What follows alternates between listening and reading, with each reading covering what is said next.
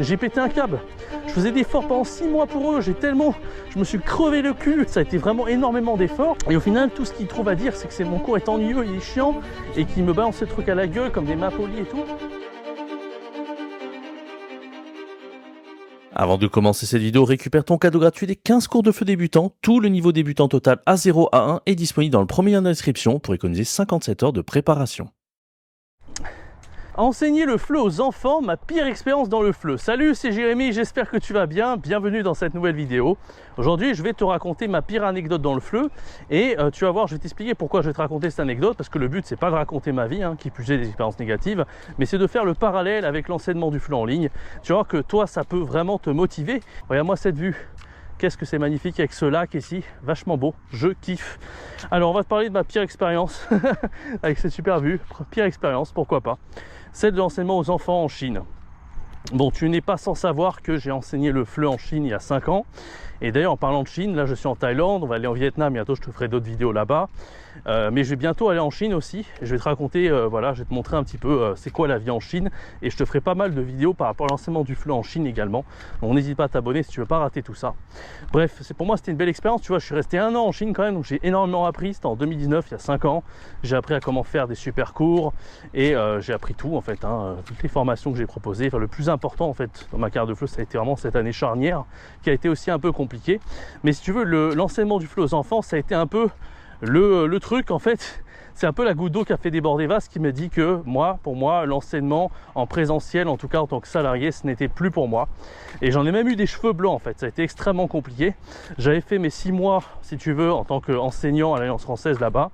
J'avais beaucoup appris, ça aussi, j'avais fait beaucoup d'heures, entre 40 heures de face à face, plus la prépa de cours à côté, c'était très intense. Et après, quand je suis arrivé en septembre, j'ai eu le statut d'expert en Chine officiellement. Donc je me suis dit, bon, est-ce qu'on repasse par là? Ouais, on va repasser par là. Et en fait, tiens, je vais m'asseoir vite fait sur le banc rouge pour t'expliquer tout ça. Et donc voilà, j'ai eu le statut d'expert en septembre. On a dit, voilà, c'est maintenant, tu montres que tu es vraiment un prof intégré et tu vas avoir les enfants. C'est vraiment ce que j'appréhendais le plus, parce qu'il y a beaucoup de gens qui m'ont dit, tu verras les enfants chinois là que tu vas avoir, ils vont être un peu pourri gâtés, ils sont très intelligents, mais c'est loin d'être facile. Et donc, moi j'ai dit, ok, pas de problème. Pas de problème, moi je veux bien tenter le coup. De toute façon, j'avais pas trop le choix, il fallait vraiment que je m'intègre dans l'équipe. Et donc je commence l'enseignement aux enfants. À ce moment-là, on m'a pas expliqué grand-chose, tu vois. On m'a dit, bon, on fera des petites réunions avec les gens qui ont déjà enseigné. Ils t'expliqueront 2-3 trucs. Au final, ils ont fait une réunion, ils ont expliqué 2-3 principes comme ça. Et puis, j'ai été balancé dans la gueule du loup devant les enfants. Pour moi, ça a été assez compliqué parce que, tu vois, déjà, j'ai pas l'attitude pour enseigner aux enfants. J'ai jamais fait de babysitting. Ça peut paraître con, tu vois, mais avant même de savoir quoi enseigner, quel support pédagogique utiliser, il y a l'attitude en fait aux enfants. C'est pas comme avec les adultes et les ados, c'est encore autre chose. Donc il y avait toute une attitude que je n'avais pas, tu vois. Moi par exemple, j'avais l'habitude de faire cours debout ou assis. Et en fait, tu vois, par exemple, si tu te mets debout comme un cours magistral, tu t'adresses aux enfants, ça fait bizarre. Ils ont l'impression d'être un peu exclus, d'être un peu en retrait, les enfants. On m'a appris que pour enseigner aux enfants, quand tu faisais du présentiel, il fallait se mettre à leur niveau, par exemple. C'est pour ça qu'il y avait des chaises à peu près à leur niveau. Il fallait peut-être même pas se mettre à genoux, mais tu vois, il fallait être un peu comme si tu étais un grand enfant, tu vois. Il y avait toute une attitude à avoir. Moi, je me rappelle, je faisais des choses, j'avais jamais fait ça de ma vie, des chorégraphies, je faisais le pitre avec eux. Je faisais des trucs, j'avais jamais fait ça, tu vois. Je suis vraiment beaucoup sorti de ma zone de confort. Pour moi, c'était intense, c'était dur. Je mettais énormément de temps à préparer ces cours aussi. Je savais pas trop comment faire. Mais ce qui m'a énormément aidé, ça a été d'observer les pros. Il y avait notamment un prof à l'époque qui avait enseigné déjà aux enfants à ce moment-là ça fait 3-4 ans je crois qu'il enseignait ça. Il était devenu un peu expert du truc, il avait tellement l'habitude et tout, c'était tellement une grosse routine pour lui. Puis il aimait ça, il a fini par y prendre goût. Et puis je l'ai beaucoup observé, j'ai beaucoup appris en très peu de temps, en 2 cours. J'ai pris des notes, j'ai dit ok, fais comme ça, je vais essayer de le faire un petit peu à ma sauce. Et c'est ce que je te conseille en fait, quand tu veux apprendre en compétences, n'hésite pas à voir aussi les experts du domaine, prends des notes, mais essaye pas de copier-coller ce qu'ils font, essaie de l'adapter à toi, à ta personnalité. Donc c'est à peu près ce que j'ai fait. J'ai vu qu'ils faisaient une routine avec les enfants, j'ai vu qu'ils faisaient plein de trucs, etc. Bon, et de fil en aiguille, je suis devenu plus à l'aise. Je faisais des cours qui arrivaient à plaire aux enfants, j'arrivais à faire en sorte que les enfants s'ennuient pas. Moi, j'étais assez fier de mes cours et en plus, il y avait une dose d'originalité. Le problème, c'est que je mettais beaucoup trop de temps à préparer. Des fois, je mettais vraiment 3, 4, 5 heures à préparer, c'était l'enfer. Pour des cours de 1h30, 1h, c'était un peu n'importe quoi. Et en fait, voilà, je me tuais la santé en fait. L'oiseau il fait un peu de bruit là. Je me tue un peu la santé Les oiseaux ils font du bruit ici. Je me tuais la santé et donc à un moment donné je faisais des grosses conneries en fait, j'avais tellement de stress à un moment donné, ça devenait compliqué parce qu'en fait ça demandait une énergie de fou d'enseigner aux enfants. Vraiment rien d'y repenser, j'étais lessivé à la fin d'un cours. Des fois je faisais des énormes conneries, j'oubliais mon vélo dans mon ordi, j'ai fait heureusement on était en Chine, on me l'a pas volé, je suis revenu des heures et des heures après, il était encore là mon ordi dans le vélo. Heureusement en France ça ne serait pas passé comme ça. Mais donc tout ça pour dire que ça a été une expérience vraiment très difficile jusqu'au jour fatidique où là j'avais préparé un cours comme d'habitude, j'avais mis des heures et des heures à le préparer, c'était très compliqué. Et je l'ai fait et j'avais plus d'inspiration parce que tu sais, moi je suis quelqu'un qui fonctionne par l'enthousiasme et l'inspiration. Puis l'enseignement aux enfants c'était nouveau pour moi, au début je galérais comme un porc jusqu'à ce que je sois un peu plus dans ma zone de confort. Et donc à un moment donné, j'étais là en fait, j'ai tout exploité, j'ai plus trop d'idées, tu vois, c'était au bout de 4, 5 mois, 6 mois. Et là je me dis putain en fait c'est toujours un peu la même chose et puis j'ai plus trop d'idées. Là je commençais à rentrer dans la routine. Et j'avais une idée, je me dis ah tiens ça j'ai vraiment jamais fait, je vais essayer. Puis en fait c'était une très mauvaise idée, ça n'a pas du tout plu aux enfants, ils se sont ennuyés et tout. Et en fait là c'est parti en couille. À partir du moment où les enfants se sont ennuyés, c'est la seule fois où j'ai fait un cours qui n'était pas très bon, c'était au bout de 4, 5, 6 mois. Même au début, parce qu'au début même si j'étais pas à l'aise, je me mettais tellement d'énergie, j'étais tellement à fond dans mon truc que ça finissait par passer. Puis j'avais une assistante aussi pour m'aider. Et là voilà, je fais le cours, ça passe pas du tout. L'enfant il me dit ni de Yoshi John Wulia, il me balance l'activité dans la gueule.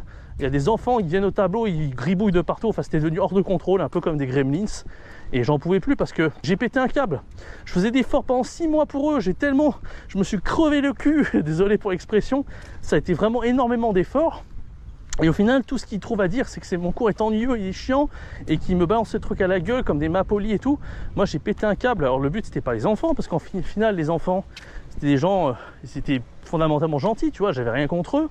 Ils étaient très intelligents aussi, hein. Franchement, c'est des enfants même surdoués. Et c'est pour ça que c'était compliqué aussi, c'est parce qu'il fallait vraiment faire à la fois l'originalité, il fallait pas qu'ils s'ennuient, et en même temps il fallait qu'ils apprennent des choses. J'avais du mal à leur faire apprendre des trucs parce qu'ils avaient déjà tout vu, ils s'ennuyaient, les pauvres. Ils étaient à l'école parce que les parents les forçaient à être là, mais eux ils voulaient pas vraiment apprendre le français et tout, ils s'en foutaient. En plus ils avaient un niveau de fou en français, c'était juste là pour réviser, c'était leur routine pour eux, ils apprenaient vraiment rien de nouveau.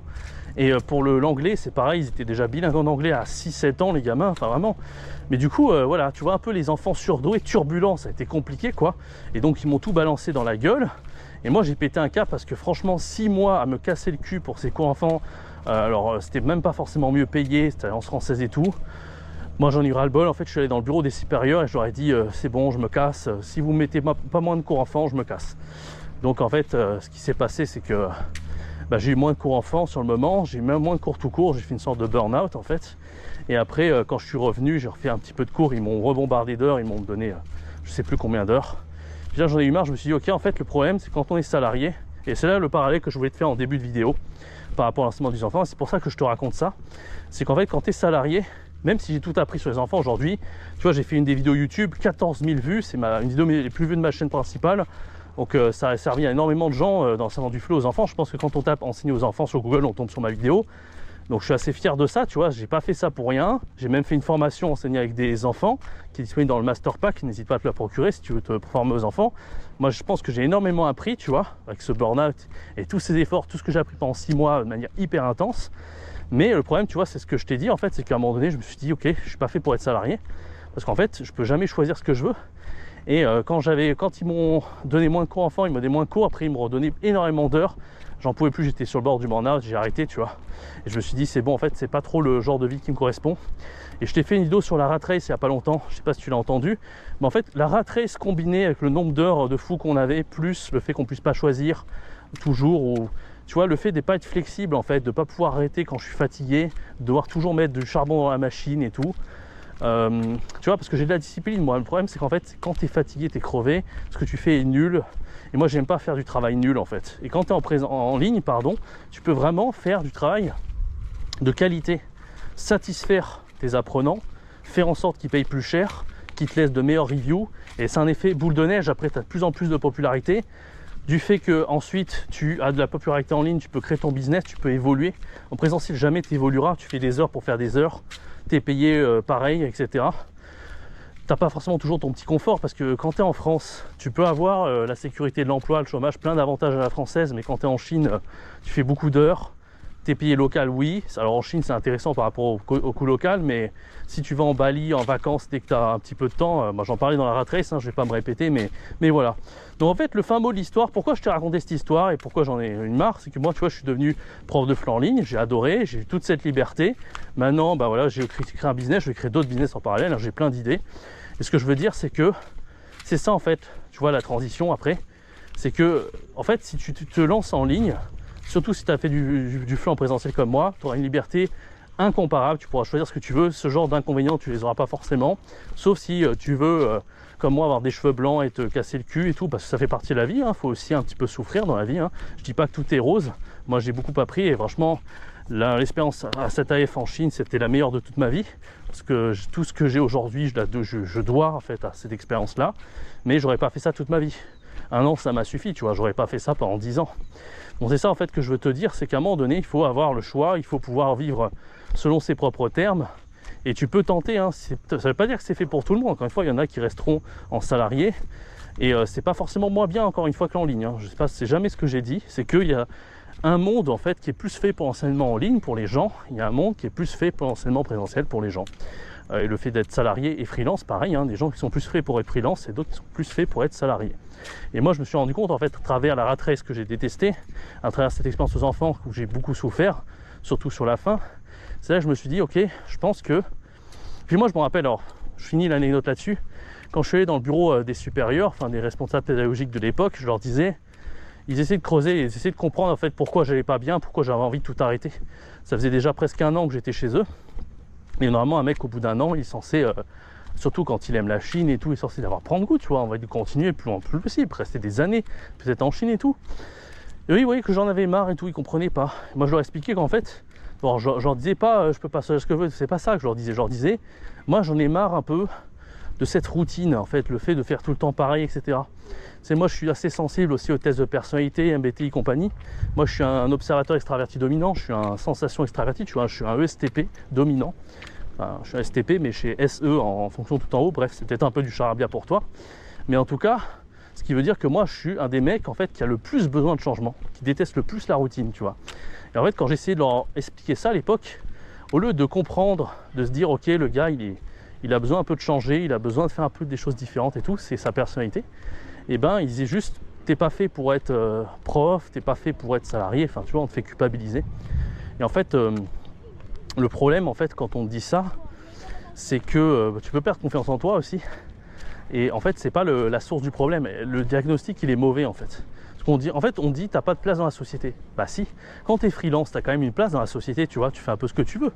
C'est pas si simple, faut de la discipline, voilà, c'est pas si simple, il y a de la Hop, tu voulais partir comme ça? Bah non, récupère ton cadeau gratuit des 15 cours de FLE débutants A0 à A1 pour économiser 57 heures de préparation. C'est fait?